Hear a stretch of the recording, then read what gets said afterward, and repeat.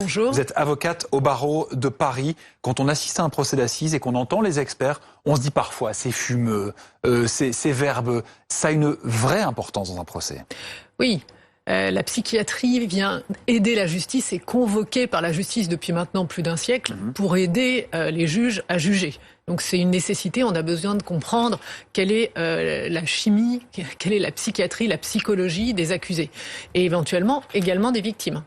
Et c'est le cas d'ailleurs dans l'affaire Daval, on parle également de la psychologie de la victime. Donc oui, les experts ont une importance, mais il faut savoir que la personnalité est étudiée au regard des expertises, au regard de l'audition également à l'audience, mais les expertises peuvent se tromper. C'est pas pour rien qu'il y a des experts, des contre-experts et parfois encore une contre-expertise à la dernière contre-expertise. J'ai en tête l'affaire Sarah Halimi, cette vieille dame qui a été sauvagement assassinée par son voisin à Paris dans le 12e arrondissement et pour lequel finalement il n'y aura jamais de procès parce qu'on a estimé, disons qu'il y a deux experts qui ont estimé que l'auteur du crime potentiel, l'autre présumé, était atteint d'une abolition totale de son discernement, et il y a un autre expert qui a estimé que le discernement était altéré. Donc la question se posait de la responsabilité pénale ou pas de l'auteur, et là on a estimé que finalement non, il n'était pas responsable.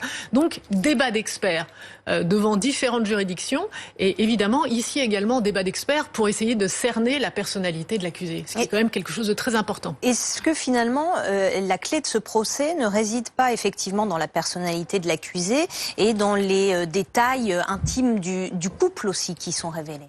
Vous savez, les procès d'assises, c'est absolument terrible parce qu'on met à plat toute votre vie, tous les aspects de votre vie.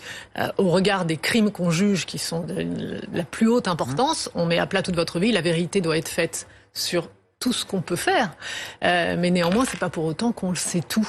C'est-à-dire que n'oubliez pas qu'en France on a le droit de mentir. Alors là je ne sais pas si c'est le cas en l'occurrence, mais on ne peut pas vous reprocher de mentir ou de cacher certains aspects de votre responsabilité, ce qui serait le cas aux États-Unis par exemple. C'est vrai que quand vous dites qu'on dévoile tout, on dévoile la sexualité, on dévoile les Absolument rapports aux autres. C'est la règle du jeu des procès d'assises en France. Un commentaire aussi, maître, sur le rôle de l'avocat dans ces situations-là. On a un Jonathan Daval qui manifestement n'arrive pas à s'ouvrir, n'arrive pas à ouvrir les vannes. Il est coincé. On l'a vu hier soir, il en a fait un malaise.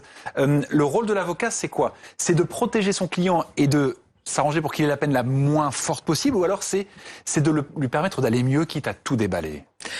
Le rôle de l'avocat, c'est d'accompagner son client, de le défendre le mieux possible. C'est ça le rôle de l'avocat. Et ensuite, on s'adapte au client et à la situation, et au débat, et à l'audience, et évidemment au dossier. Avec la personnalité d'un client particulière, on fera avec, si vous voulez. On s'adapte à la personnalité du client, mais on peut le conseiller. Mais à la fin, c'est lui qui décide. C'est très difficile de plaider contre son client. C'est même déontologiquement pas autorisé. Donc, il faut saisir la personnalité de son client et l'aider le mieux possible pour affronter cette audience, parce que là, on l'a bien vu, Jonathan Daval, jugé pour des faits gravissimes, qui le touchent manifestement particulièrement, eh bien, tombe dans les pommes. Qu'est-ce que ça va changer, le fait que cet interrogatoire va reprendre cet après-midi? C'est-à-dire, il avait commencé hier, après une journée très lourde pour lui, puisqu'il y avait eu tous les témoignages accablants de l'ensemble de la famille. Qu'est-ce qui change entre un interrogatoire qui est fait dans le contexte d'hier, après une journée où on a entendu beaucoup de témoignages accablants, et celui qui va se dérouler cet après-midi dans un tout autre contexte? Mais j'ai cru comprendre qu'il avait été interrogé seulement hier soir à 19h, après 3 jours d'audience. Donc ça fait 3 jours qu'on parle de cette affaire. Il n'a été entendu qu'à partir de 19h et s'est effondré à 19h30. Donc là, aujourd'hui, c'est son jour.